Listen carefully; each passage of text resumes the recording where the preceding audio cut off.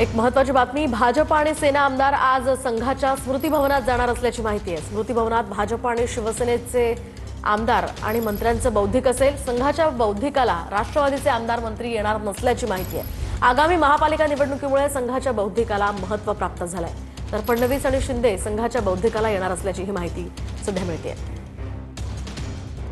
सध्याची दोन दृश्य आपण पाहतोय। भाजपचे आणि सेनेचे आमदार आज संघाच्या स्मृती भवनात जाणार आहे। बौद्धिकाला मात्र राष्ट्रवादीचे आमदार आणि मंत्री येणार नसल्याची माहिती आहे। अधिकची माहिती आपण जाणून घेऊयात आमचे प्रतिनिधी गजानन उमाटे यांच्याकडून।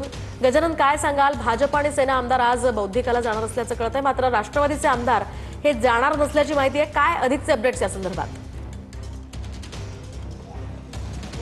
नक्कीच मी सध्या आहे रेशीमबाग परिसरामध्ये। या ठिकाणी भाजपचे आमदार यायला सुरुवात झालेली आहे। नाशिकचे आमदार दिलीप बोरसे या ठिकाणी आलेले आहेत। इतर आमदारही यायला सुरुवात झालेली आहे। पण सगळ्यात महत्त्वाचं, आज अजितदादा गटाचे आमदार आणि मंत्री या ठिकाणी येणार नसल्याची माहिती आहे।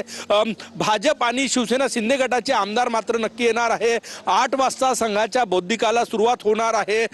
दिलीप बोरसे जे आपल्यासोबत आहे, नाशिक जिल्ह्यातील आमदार, काय संघातून काय घेऊन जाणार, कशासाठी? संघातून जवळजवळ 1985 पासून मी संघाचा कार्यकर्ता आहे आणि संघाच्या विचारसरणी आमच्या नाशिक जिल्ह्यात प्रामुख्याने बागलाण तालुका हा आदिवासी मतदारसंघ आहे आणि आदिवासी दादा गटाचे नेते येणार नाही।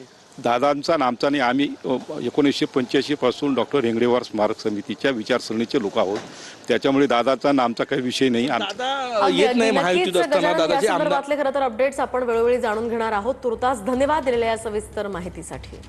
ब्रेकिंग न्यूज समोर येते। राज्यामध्ये 19 डिसेंबर पर्यंत थंडीची लाट कायम राहणार असल्याचा अंदाज आहे। पुण्यामध्ये गारठा वाढलाय, त्यामुळे तापमान सध्या तिथलं 8.8 अंश सेल्सिअसवर गेलंय। पुढील आठवडाभर थंडीचा हा जोर कायम राहणार असल्याचाही अंदाज आहे आणि याचाच आढावा घेतलाय आमच्या प्रतिनिधींनी। राज्यात दिवसेंदिवस थंडीचा जोर जो आहे तो वाढताना आपल्याला पाहायला मिळतो। राज्यातली थंडी 19 तारखेपर्यंत अशीच कायम राहील अशा पद्धतीचा अंदाज हवामान विभागाकडून व्यक्त करण्यात आलेला आहे।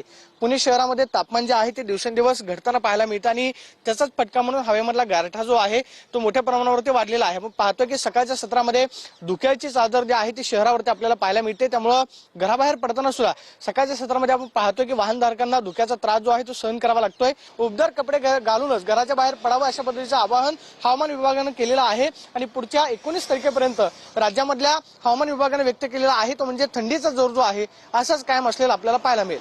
कॅमेरा पर्सन विकी चव्हाणसह मी प्रदीप कापसे, TV9 मराठी, पुणे। आणखी एक महत्त्वाची बातमी, विरोधी पक्षनेता निवडीसंदर्भात सर्व अधिकार हे मुख्यमंत्र्यांचे असल्याचं पृथ्वीराज चव्हाणांनी म्हटलंय। सरकारनं आता नाटकं करू नयेत, विरोधी पक्षनेता करायचा नसल्यास करणार नाही असं सांगा, असंही पृथ्वीराज चव्हाणांनी म्हटलंय। मी अजूनही मुख्यमंत्र्यांना विनंती करेल की तुम्ही विधानसभेचे अध्यक्ष किंवा विधान परिषदेचे सभापती यांच्या मागे लपू नका। सगळे अधिकार तुमचे आहेत, तुम्ही म्हणाल तेच या ठिकाणी होईल आणि जे पंतप्रधान मोदींना पाहिजे तेच देशात होईल।